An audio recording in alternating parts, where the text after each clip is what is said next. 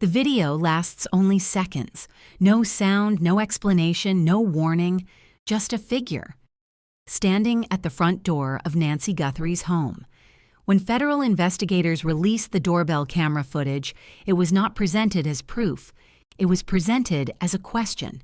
A masked individual approaches the entrance, pauses, adjusts their position, and remains within view of the camera just long enough to be recorded, but not long enough to be understood. The face is concealed, the identity unknown. But according to authorities, the most important detail is not what is hidden. It is what remains visible. The timing, the posture, the deliberate pacing, the subtle shift of weight. These are the elements now under review. In a significant development, the FBI has deployed artificial intelligence as part of the ongoing investigation into the Nancy Guthrie case. This is not technology used for speculation or assumption. It is being used for precision, to analyze movement patterns, body proportions, behavioral markers, and physical characteristics that remain consistent even when a face is covered. Every frame of the surveillance footage is being examined, every step measured, every pause studied. This is where modern forensic technology meets unanswered questions. Because when someone takes intentional steps to conceal their identity, investigators begin asking different questions. Was this visit planned? Was the home selected in advance? Was Nancy Guthrie the focus, or part of something larger? At this stage, authorities are not drawing public conclusions. No suspect has been officially identified. No charges have been announced. But the deployment of artificial intelligence signals something important. The investigation has entered a new phase. This is no longer just a missing person investigation centered on what happened inside the home. It is now focused on who stood outside that door and why they were never meant to be recognized. Nancy Guthrie's last confirmed evening appeared ordinary. Time with family, a quiet return home. Nothing to suggest that within hours, a masked presence would be captured at her doorstep. And that footage would become central to a federal review. In cases like this, seconds matter, movements matter, patterns matter, and sometimes what a camera records is not immediately understood until technology reveals what the human eye cannot. Before we jump into today's case, welcome to Kate Investigates True Crime, where every story matters and every clue counts. Let us know where you're watching from in the comments, hit like, subscribe, and turn on the bell to stay up to date on all our investigations. And don't forget, share your thoughts and theories below. Your insight could make a difference. A quiet frame of Nancy Guthrie's front porch, still, undisturbed, ordinary. Then, from the edge of the camera's field of view, a figure steps forward. The movement is not hurried, it is measured. The individual approaches the door with a controlled pace, neither rushed nor hesitant. Each step appears deliberate, as though the distance to the doorway had already been calculated. There is no visible confusion, no scanning for the correct address, and the approach suggests familiarity or preparation. The posture stands out almost immediately. The figure's shoulders are slightly angled rather than squared directly toward the camera. The head remains lowered just enough to obscure facial structure, yet not so low as to appear unnatural. It is a subtle positioning, one that reduces exposure without drawing attention. Investigators reviewing the surveillance footage have noted this detail carefully. The person does not simply stand at the door. They position themselves. The body shifts once, a minor adjustment in stance. Weight transfers from one leg to the other. A small movement, but one that suggests awareness of being recorded. It is the kind of adjustment someone makes when conscious of how they appear on camera. Clothing further reinforces that impression. When the individual is fully covered, layers conceal defining features. Gloves obscure the hands. Fabric appears loose enough to distort body outline, yet structured enough to avoid appearing bulky. Nothing about the clothing looks accidental. Nothing suggests spontaneity. There are no visible logos, no identifying patterns, no exposed skin. Even the way the sleeves fall over the wrists appears intentional. Concealment in this context does not seem reactive. It appears planned. The figure briefly pauses at the door, not long enough to knock repeatedly, not long enough to create noise or draw attention, just long enough to remain present in frame, long enough for the doorbell camera footage to capture posture, build, and movement.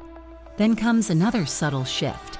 The head tilts slightly, not toward the door, but toward the camera's direction. It is not a direct look, but it suggests recognition, as if the individual is aware that the lens is active. This awareness changes how investigators interpret the footage, because when someone acknowledges surveillance without reacting to it, without surprise, it suggests expectation. The hands remain controlled throughout, no frantic gestures, no visible uncertainty. Any item being carried is handled carefully, kept close to the body.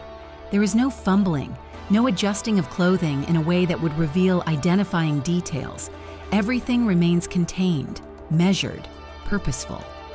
The duration is brief, only seconds, but those seconds are dense with information. Frame by frame, analysts examine posture alignment, stride length, limb proportion, and balance, and the way the individual distributes weight while standing. The slight forward lean toward the door.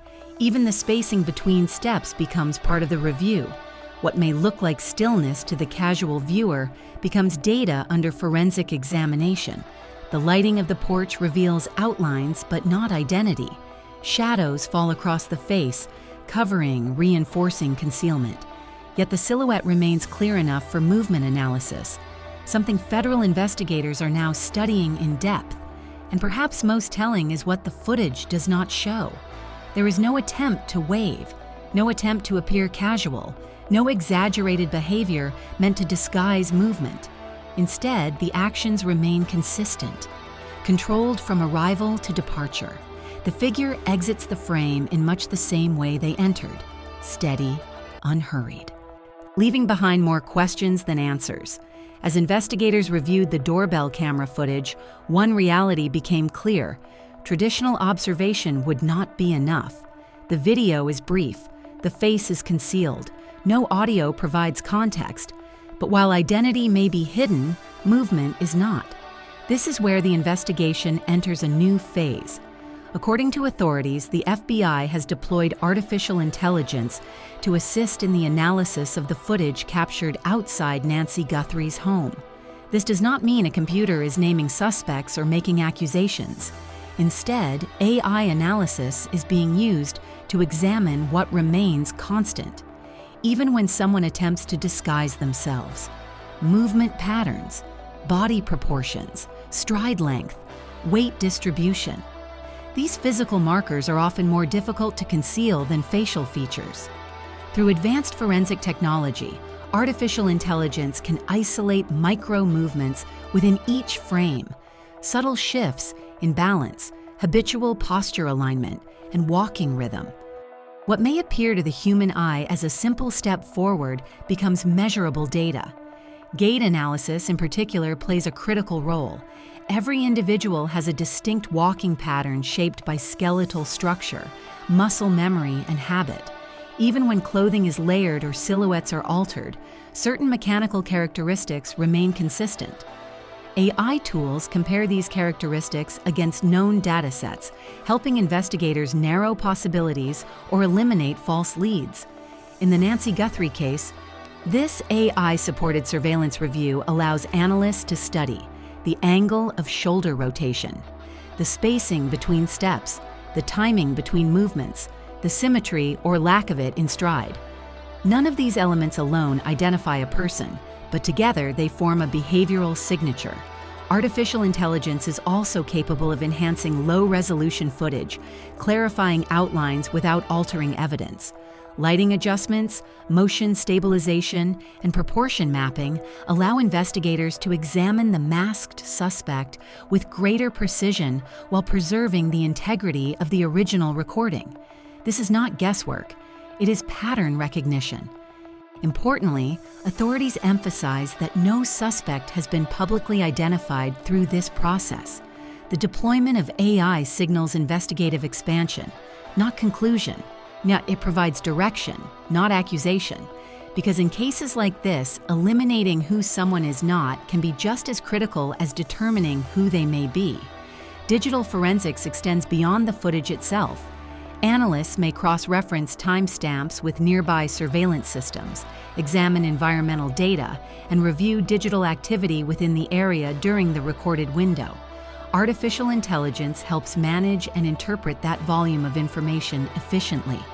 What once might have taken weeks of manual comparison can now be processed in significantly less time, allowing investigators to focus resources where patterns begin to align.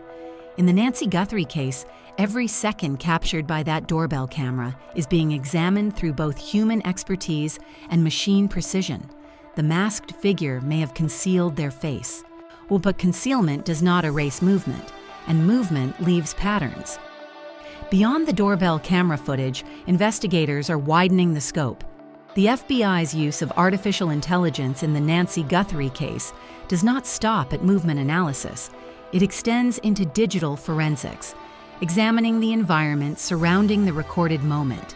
Timestamps from the surveillance review are cross-referenced with nearby cameras, traffic systems, residential security footage, any device that may have captured movement before or after the masked figure appeared at the door. Cell tower data becomes another layer. Investigators may analyze which devices connected to towers in the immediate area during that narrow window of time, patterns of entry and exit, signals that lingered or moved abruptly. And artificial intelligence helps process this volume of information quickly, identifying overlaps that human analysts might miss. It does not determine guilt, it highlights correlations. Environmental context also matters.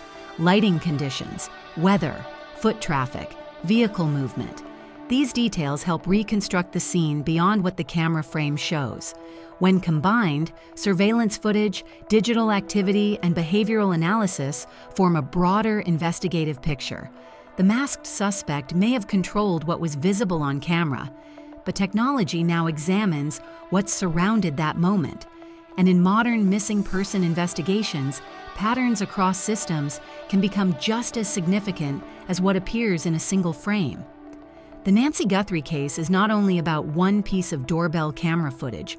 It reflects a broader shift in how modern investigations unfold. The FBI's deployment of artificial intelligence in this case highlights a growing reality. Advanced forensic technology is becoming an integral part of law enforcement strategy. From surveillance review to digital forensics, AI tools are now used to process large volumes of data with speed and precision that traditional methods alone cannot match. In missing person investigations nationwide, artificial intelligence supports efforts to analyze movement patterns, compare timelines, review surveillance networks, and identify correlations across multiple data sources. It does not replace investigators, it assists them. Technology, however, operates within limits. Artificial intelligence identifies patterns, but trained professionals interpret them. Your decisions remain in human hands. Oversight, verification, and legal standards guide how information is used. This balance matters. As AI becomes more common in federal investigations, questions of accuracy, civil responsibility, and evidence integrity remain central.